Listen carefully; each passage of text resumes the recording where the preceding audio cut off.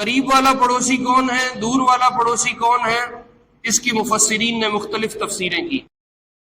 بعض مفسرین کا کہنا ہے کہ قریب والے پڑوسی سے مراد مسلمان پڑوسی، اور دور والے پڑوسی سے مراد کافر پڑوسی۔ تو چاہے پڑوسی قریب کا ہو یعنی مسلمان ہو، چاہے پڑوسی دور کا ہو یعنی کافر ہو، دونوں کے ساتھ اچھا معاملہ رکھنا۔ اگر پڑوسی کافر ہے تو پھر پڑوس کا حق ہے، اگر پڑوسی مسلمان ہے تو پھر پڑوس کا حق بھی ہے، اسلام کا حق بھی ہے، اور اگر وہ مسلمان بھی ہے، رشتہ دار بھی ہے، تو اب 3 حق جمع ہو گئے، پڑوس کا حق بھی، اسلام کا حق بھی، رشتہ داری کا حق بھی۔ اور ہمارے ہاں جوائنٹ فیملی سسٹم ہے، ہم سمجھتے ہیں پڑوسی وہ ہے جو ہمارے جس کے گھر کی دیوار ہماری دیوار کے ساتھ ہے، نہیں، جو آپ کے ساتھ معاملات میں وابستہ ہے، آپ کی دکان میں، آپ کی تجارت میں، آپ کی کھیتی باڑی میں، آپ کے گھر بار میں، حتیٰ کہ علماء نے لکھا ہے راستے پہ چلتے ہوئے جو آپ کے ساتھ چل رہا ہے یہ بھی آپ کا پڑوسی۔ ارشاد فرمایا اربع من السعادہ، 4 چیزیں انسان کی خوش بختی ہیں، خوش بختی کی علامت ہے، بارے نیارے ہیں اس بندے کے جس کو 4 چیزیں ملی ہیں۔ نمبر 1 المرأۃ الصالحہ، اچھی بیگم مل جائے۔ تو آپ نے فرمایا اللہ اعلان کریں گے میرے پڑوسی کہاں ہیں، تو فرشتے کہیں گے کہ اللہ آپ کے پڑوسی کون ہیں؟ ظاہر ہے اللہ تو کوئی حدود قیود میں یا کسی گھر میں 5 مرلے میں 10 مرلے میں تو نہیں رہتے کہ وہ اللہ کے کوئی پڑوسی بنے جن کو ہم پڑوسی سمجھتے ہیں۔ اللہ تو ہر طرح کے مکان زمان سے پاک ہے، اللہ کو تو کسی مکان کی ضرورت نہیں ہے۔ تو اللہ رب العزت فرمائیں گے ہم قراء یقرؤون القرآن وعمار المساجد،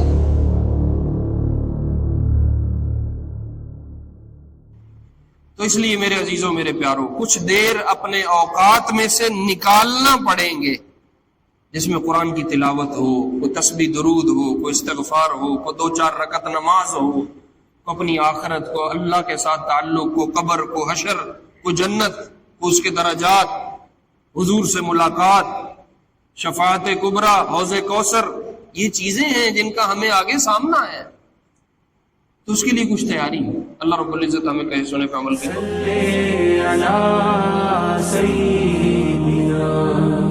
صلی اللہ علیہ وسلم، صلی علی سیدنا، صلی اللہ علیہ وسلم، صلی علی سیدنا۔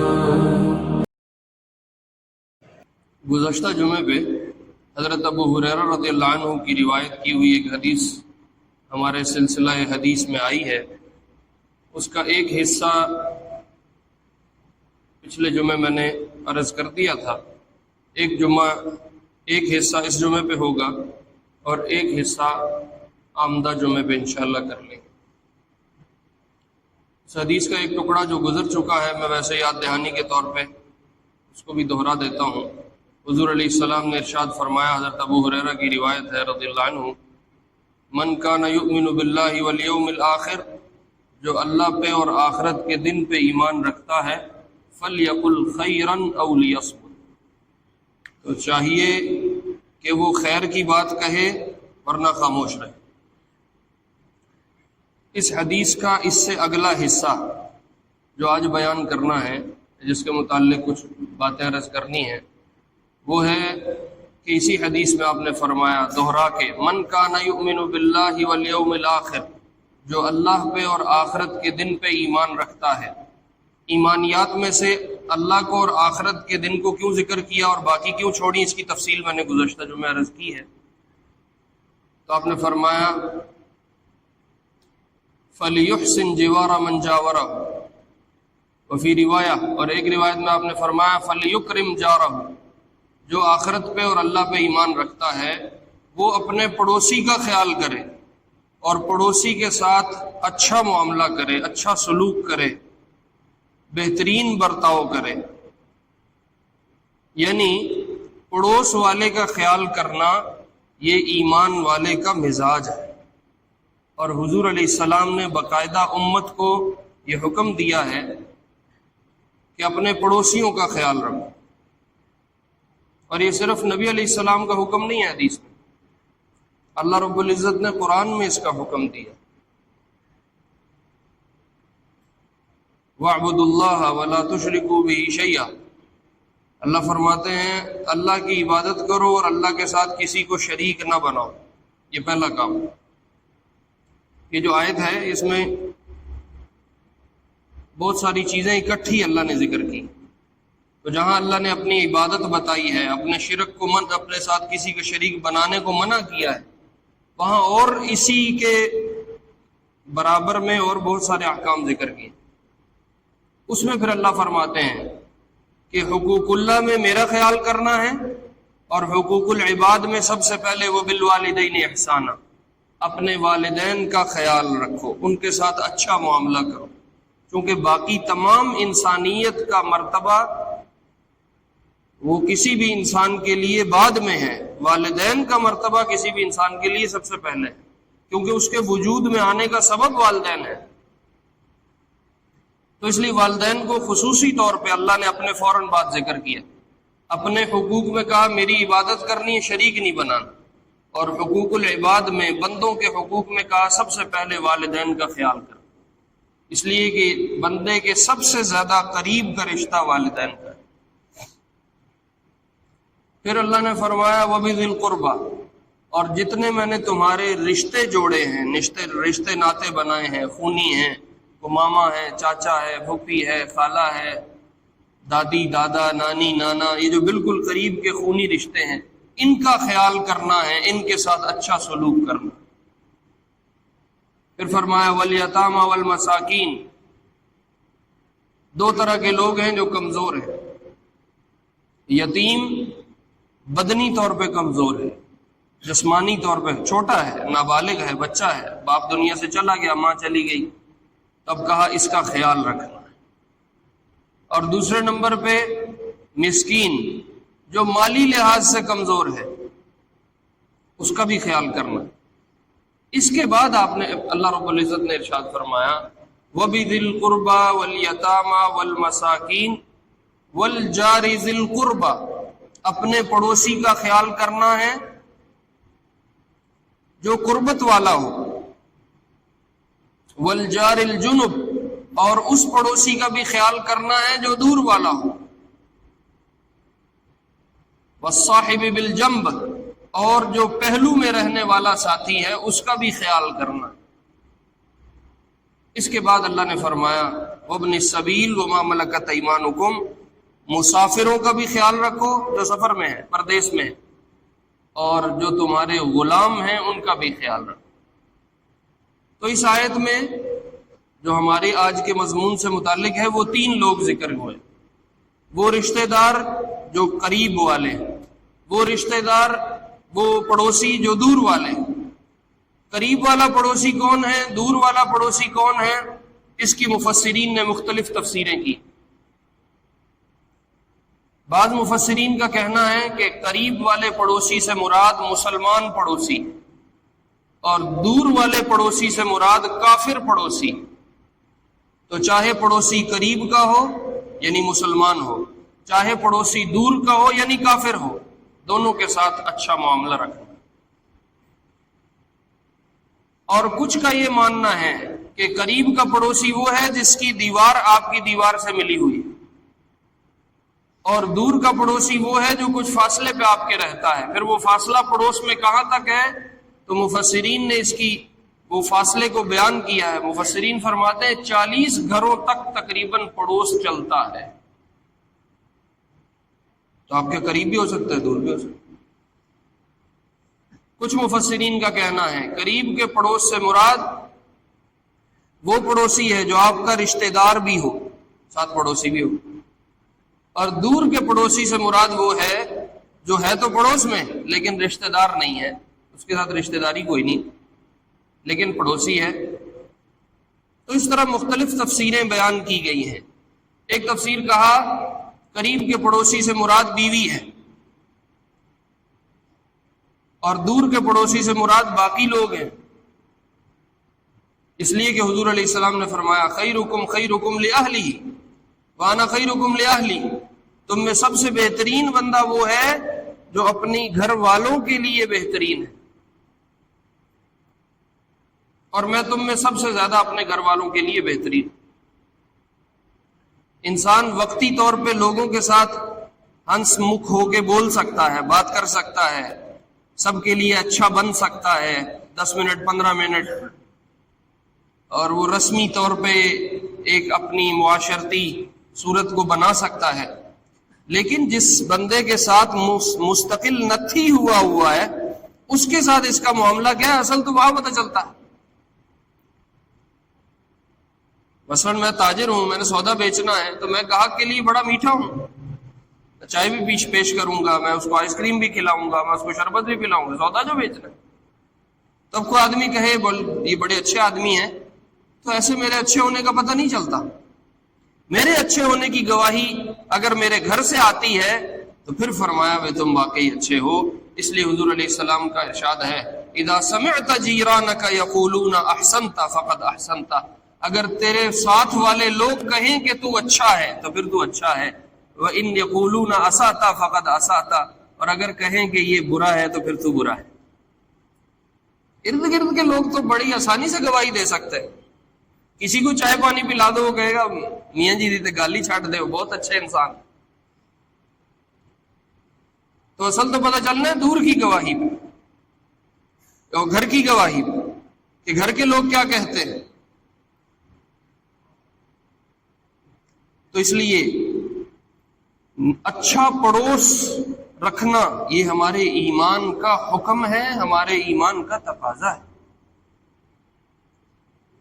پڑوس کے ساتھ اچھا برتاؤ رکھنا. ہم نے فرمایا کم من جار متعلق بجارہ یوم القیامہ، کتنے پڑوسی اپنے پڑوسیوں کا گریبان پکڑ کے قیامت میں کھڑے ہوں گے. یقول یا ربی، اور وہ کہیں گے ہمارے رب قد اغلق بابہ دونی فمنع منفعتہ، اس نے میرے سامنے اپنے دروازے بند کر لیے تھے اور مجھے اس نے کوئی فائدہ نہیں اٹھانے دیا اپنی ذات سے. اول خصمین یوم القیامت جاران، پہلا جھگڑا جو قیامت میں شروع ہوگا، جہاں سے حساب کتاب کی کہانی شروع ہوگی، وہ دو پڑوسیوں کا جھگڑا ہوگا. اگر پڑوسی کافر ہے تو پھر پڑوس کا حق ہے.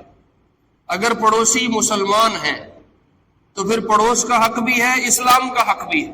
اور اگر وہ مسلمان بھی ہے، رشتہ دار بھی ہے، تو اب 3 حق جمع ہو گئے، پڑوس کا حق بھی، اسلام کا حق بھی، رشتہ داری کا حق بھی. اور ہمارے ہاں جوائنٹ فیملی سسٹم ہے. ہم سمجھتے ہیں پڑوسی وہ ہے جو ہمارے جس کے گھر کی دیوار ہماری دیوار کے ساتھ ہے. نہیں، جو آپ کے ساتھ معاملات میں وابستہ ہے، آپ کی دکان میں، آپ کی تجارت میں، آپ کی کھیتی باڑی میں، آپ کے گھر بار میں، حتیٰ کہ علماء نے لکھا ہے راستے پہ چلتے ہوئے جو آپ کے ساتھ چل رہا ہے یہ بھی آپ کا پڑوسی ہے. تو اب جوائنٹ فیملی ہے، ایک گھر میں رہتے ہیں، سگا بھائی ہے، اس کے بچے ہیں، اس کی بیوی ہے، یہ ہے اس کے گھر والے ہیں، اس کے بچے ہیں، اوپر نیچے رہتے ہیں، اوپر دوسرا بھائی، نیچے ایک بھائی، یا مثلا ایک ہی گھر ہے، اس کے پارٹیشن کی ہوئی ہے، ساتھ 2 کمرے بھائی کو ملے ہوئے ہیں، 2 اس کو ملے ہوئے ہیں. اب یہ پڑوسی بھی ہیں، ساتھ یہ مسلمان بھی ہیں، ساتھ یہ رشتہ دار بھی ہیں، اور رشتہ بھی خونی ہے. اب ساری دنیا کے لیے اچھا ہے، لیکن سگا بھائی جو ساتھ رہتا ہے اس کے ساتھ 24 گھنٹے اس کی ہر وقت کوئی نہ کوئی کنڈی پھنسی رہتی ہے. دنیا کو گفٹ دیتے پھرتا ہے، دنیا کو ہدیے دے رہا ہے، دنیا سے ہدیے وصول کر رہا ہے، دنیا کے ساتھ مسکراہٹیں پاس کر رہا ہے، لیکن سگا بھائی ہے 4 دن سے ملاقات ہی نہیں ہوئی. ہم نے فرمایا اذا طبخت مرقا یا ابا ذر، ابو ذر جب تو شوربے والا سالن بنائے فاکثر ماءها وتعاهد جیرانک، تو اس کا پانی ذرا زیادہ رکھنا اور اپنے پڑوسی کا خیال کرنا. یہ پڑوسی صرف وہ نہیں ہے جو گیٹ جس کا الگ لگا ہوا ہے، ساتھ زندگی میں چلنے والا ہر بندہ پڑوسی ہے، اس کا خیال کرنا ہے۔ یہ قرآن کا حکم ہے۔ حدیث میں نے آپ کو کتنی سے ما زال جبریل یوصینی، مجھے جبریل وصیت کرتے رہے کرتے رہے کرتے رہے۔ وصیت ہوتی کسی کا خیال رکھنے کے لیے کہنا، کہا مجھے وصیت کرتے رہے حتی خشیت ان یورثنی، آپ نے فرمایا مجھے یوں لگا کہ یہ وراثت میں حصے دار بنا دے گا اس کو، پڑوسی کو۔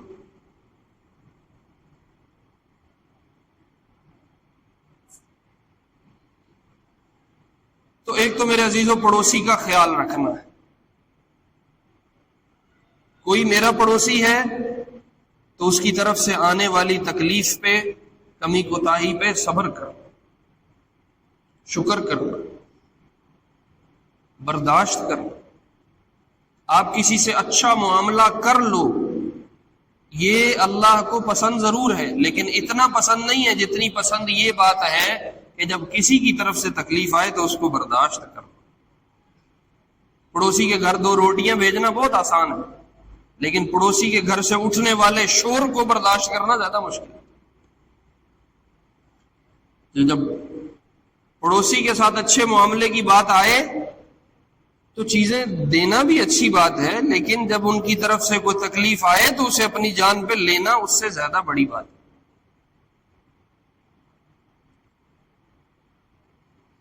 پڑوسی کا خیال کرنا، اس کو کوئی تکلیف ہے اس کا تعاون کرنا، اس کو اس تکلیف سے باہر نکالنے کی کوشش کرنا، اسے قرض چاہیے وہ دے، اس کو کوئی اور چیز چاہیے جو اس کے لیے ضرورت کی ہے اس کو وہ دے، ہر اچھے برے کام میں اس کے ساتھ کھڑا ہو، اس کا خیال کرے۔ بہت ساری نوبت زندگی میں آتی رہتی ہے، ہم ارد گرد بہت صدقے زکاتیں دیتے ہیں، یہاں رسید کٹوا دو، وہاں رسید کٹوا دو، ادھر چندہ دے دو، ادھر دے دو۔ جو دین نے ہمیں حقوق بتائے ہیں ان کا خیال کر کے پھر ہم اس کو ذاتی خرچ کر سکتے ہیں۔ اب مثال کے طور پہ ہم زکوٰۃ ادھر ادھر دے لیتے ہیں، لیکن جوائنٹ فیملی سسٹم ہے، ساتھ بھائی رہتا ہے، اس کو پیسوں کی ضرورت ہے، وہ قرضے مانگتا پھر رہا ہے، اس کو نہیں زکوٰۃ دیتا۔ بھائی بہن کو زکوٰۃ لگتی ہے، اپنے سگے جائے ان کو نہیں لگتی، اور اپنے سے اوپر ماں باپ ان کو نہیں لگتی، یا سگی بیگم کو نہیں لگتی، بھائی بہنوں کو لگتی ہے۔ ادھر ادھر رسیدوں کے چندوں کی رسیدیں کٹوا لے گا، سگے بھائی بہن بھائی کا حال نہیں پوچھتا، اسی گھر میں رہ رہے ہیں۔ ادھر ادھر ہدیے تحفے دے لے گا، لیکن سگا بھائی ساتھ رہتا ہے، سگی بہن ساتھ رہتی ہے، اس کا حال نہیں پوچھتا، الٹا اس کے حصے بھی مار کے بیٹھا ہے۔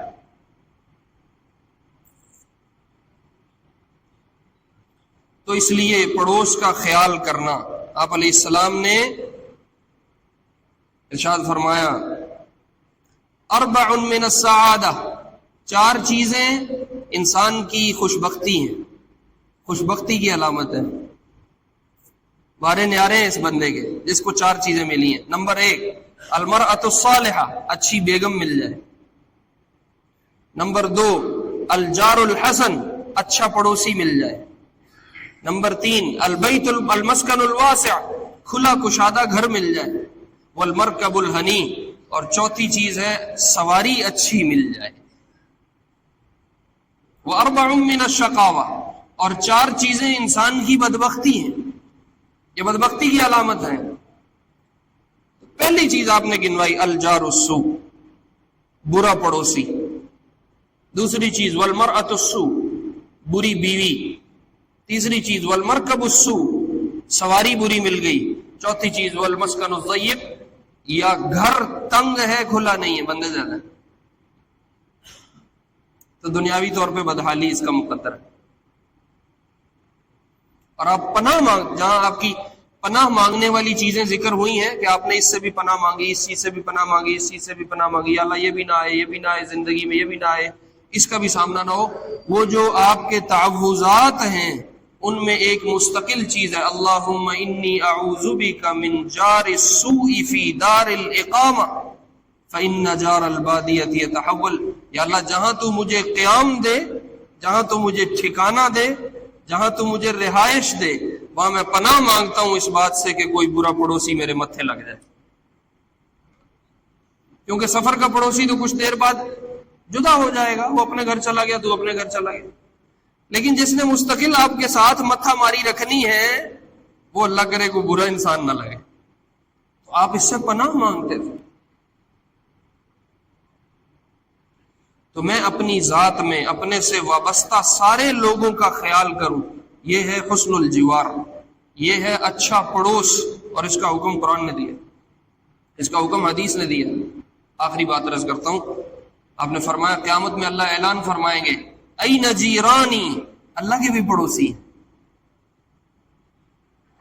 جیسے اللہ فرما رہے ہیں نا اپنے پڑوسیوں کا خیال کرو، اور حضور فرما رہے ہیں اپنے پڑوسیوں کا خیال کرو. میں نے اس پہ آپ کو حدیثیں سنائی ہیں. تو آپ نے فرمایا قیامت میں اللہ اعلان فرمائیں گے این جیرانی، میرے پڑوسی کہاں ہیں؟ ظاہر ہے جب اللہ کہہ رہے ہیں پڑوسیوں کا خیال کرو تو اللہ بھی تو اپنے پڑوسیوں کا خیال کریں گے کہ نہیں کریں گے؟ یقیناً کریں. جس دین نے پڑوس کا خیال رکھنا سکھایا ہے، وہ صاحب شریعت صاحب کتاب حضور کی ذات ہو یا خود اللہ تعالیٰ کی ذات ہو، وہ کیسے پڑوس کا خیال نہیں کریں؟ تو آپ نے فرمایا اللہ اعلان کریں گے میرے پڑوسی کہاں ہیں؟ تو فرشتے کہیں گے کہ یا اللہ آپ کے پڑوسی کون ہیں؟ ظاہر ہے اللہ تو کوئی حدود قیود میں یا کسی گھر میں 5 مرلے میں 10 مرلے میں تو نہیں رہتے کہ وہ اللہ کے کوئی پڑوسی بنے جن کو ہم پڑوسی سمجھتے ہیں. اللہ تو ہر طرح کے مکان زمان سے پاک ہے، اللہ کو تو کسی مکان کی ضرورت نہیں ہے. تو اللہ رب العزت فرمائیں گے ہم قراء یقرؤون القرآن وعمار المساجد، میرے پڑوسی دو طرح کے لوگ ہیں. ایک وہ لوگ جو قرآن کی کثرت سے تلاوت کرنے والے تھے، میرے پڑوسی ہیں، ان کو نکال لو باہر. نمبر 2 مسجدوں کو آباد کرنے والے تھے، وہ میرے پڑوسی ہیں، باہر نکال.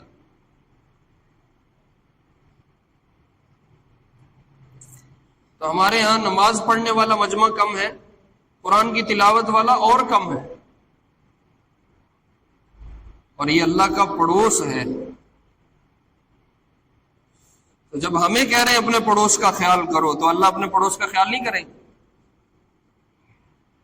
تو اس لیے قرآن کی تلاوت کو اپنا اوڑھنا بچھونا بنانا، کثرت سے قرآن کی تلاوت کرنا. علماء نے لکھا ہے کم از کم سال میں 1 دفعہ قرآن ختم ہو، یہ ہر مسلمان پہ قرآن کا حق ہے. اور صحابہ اور تابعین کے بارے میں تو آتا ہے 7 دنوں میں قرآن مکمل فرماتے تھے. حضرت عثمان رضی اللہ عنہ ایک رات میں قرآن مکمل فرماتے تھے. ساڑھا پورے سال سے نہیں مکتا. وہ فیس بک سے انگوٹھا باہر آئے تو وہ کچھ اور کرے. تو قرآن کی تلاوت کا مزاج ہونا چاہیے. آپ کو ایک بات بتاتا ہوں، اگر عبادات میں دل نہیں لگ رہا، نماز پڑھنے کو دل نہیں کر رہا، بوجھل ہو رہی طبیعت، قرآن کی تلاوت کو دل نہیں کر رہا، ذکر کرنے کو دل نہیں کر رہا، ٹی وی شو پہ 2 گھنٹے بیٹھا، سیاسی گپ شپ میں 4 گھنٹے بیٹھا، مجلس لگی ہوئی ہے، چائے کی پیالی چل رہی ہے، سیاسی تبصرے ہو رہے ہیں اور کوئی تھکاوٹ نہیں طبیعت، بھلے پوری رات بٹھائے رکھو، قرآن کی تلاوت شروع کرتے ہی یا نیند آ جائے گی یا نماز پڑھنے کو جانا ہے، اذان ہو گئی، اب اٹھنے کو دل نہیں کر رہا، اچھا پڑھ لیتے ہیں مولوی صاحب، ابھی ٹائم ہے. اگر عبادات میں دل نہیں لگ رہا تو ضرور کہیں نہ کہیں گناہ ہو رہے ہیں، جس کا نتیجہ یہ ہے کہ عبادت کرنے کو دل نہیں کرتا. کہیں نہ کہیں گناہ ہو رہا ہے زندگی میں، یا حرام پیٹ میں جا رہا ہے اور یا کہیں نہ کہیں گناہ ہو رہا ہے. وہ بد نظری کی بھی کا گناہ ہو سکتا ہے، وہ بد زبانی کا گناہ ہو سکتا ہے، وہ دل میں نفرت پالنے کا گناہ ہو سکتا ہے، وہ کوئی بھی گناہ کی شکل ہو سکتی ہے. اور اکثر اب جو مبتلا ہے وہ بد نظری کا گناہ ہے. موبائل لے کے بیٹھا ہے، آپ گھنٹے میں، ویسے بازار جاؤ تو شاید کوئی 4 5 10 جگہ بد نظری ہو، موبائل پہ آپ بیٹھے ہو آدھے گھنٹے میں کوئی 50 بد نظری کر لو گے. تو اگر موبائل ہے ضرورت کے درجے میں استعمال ہو، اگر کہیں اس کو دیکھنا بھی ہے کچھ حالات سے باخبر رہنے کے لیے یا کچھ، تو وہ اس کے لیے کچھ وقت مقرر ہو، بس تھوڑی دیر اس کو دیکھا اور اس کو ایک طرف رکھ دیا۔ سارا دن، اب میں یقین جانوں کبھی کبھی حیران ہوتا ہوں، لوگوں کی جاب ہے، اس کی وہ تنخواہ لے رہے ہیں اور جاب میں کرسی پہ بیٹھا کام نہیں کر رہا، موبائل چلا رہا، مہینے بعد تنخواہ لے لے گا۔ مجھے بتاؤ یہ تنخواہ حلال ہے؟ آپ 2 مزدور لے کے آئے کام کے لیے، ایک مزدور بیٹھا ہے، وہ کہتا ہے مجھے چائے لا دو، پانی لا دو، حقہ لا دو، چارپائی بچھا دو، تکیہ دے دو، کام میں نے کوئی نہیں کرنا، شام کو مزدوری پوری لوں گا۔ اور دوسرا مزدور نہ دھوپ دیکھ رہا، نہ چھاؤں، نہ بھوک، نہ پیاس، سارا دن اس نے وہ ریت کی اٹھائی ہوئی ہے، تسلا اٹھایا ہوا ہے، سیمٹ اٹھا رہا ہے، بجری اٹھا رہا ہے، پسینے ہو رہا ہے۔ آپ کس کو مزدوری دیں گے؟ جو کام کر رہا ہے۔ تو جس نے تنخواہ لینی ہے وہ جو کام کرے گا اس کی تنخواہ بنتی ہے نا، آپ اس کو تنخواہ دیں گے جو کام کرنے والا ہے۔ اب وہ بیٹھے ہیں آفس میں، ٹھنڈا اے سی لگا ہوا ہے، گورنمنٹ نے سروس دی ہوئی ہے، کوئی بابا میاں والی سے آیا ہے، کوئی خاتون ہے بیچاری، وہ پتہ نہیں کہاں سے دھکے لیتی، رکشوں کے کرائے بھرتی آئی ہے، کسی سے مانگ تانگ کے پکڑ کے، یہ آگے بیٹھا ہے افسر سیٹ پہ، اے سی چل رہا ہے اور یہ موبائل پہ ہے۔ وہ بیٹھے بیچارے سوالی بن کے ہمارا کام ہو جائے، اس کو موبائل سے فرصت نہیں۔ یہ حرام کہیں نکلے گا، بس یہ ذہن میں رکھو۔ 100% ممکن ہے اپنی نسل میں ہی کہیں نکل آئے۔ جسم میں جب گند پھیلتا ہے تو کہیں نہ کہیں پھوڑا بنتا ہے کہ نہیں بنتا؟ بنتا ہے۔ جب حرام جائے گا تو یہ کہیں پھوڑا بن کے نکلے گا، اس کی کوئی بھی شکل ہو سکتی ہے۔ تو اس لیے میرے عزیزوں، میرے پیاروں، کچھ دیر اپنے اوقات میں سے نکالنا پڑیں گے جس میں قرآن کی تلاوت ہو، کوئی تسبیح درود ہو، کوئی استغفار ہو، کوئی 2-4 رکعت نماز ہو، کو اپنی آخرت کو، اللہ کے ساتھ تعلق کو، قبر کو، حشر کو، جنت کو، اس کے درجات، حضور سے ملاقات، شفاعت کبریٰ، حوض کوثر، یہ چیزیں ہیں جن کا ہمیں آگے سامنا ہے، تو اس کے لیے کچھ تیاری ہے۔ اللہ رب العزت ہمیں کہے سنے پہ عمل کی توفیق دے۔ سنت نبوی صلی علی سیدنا صلی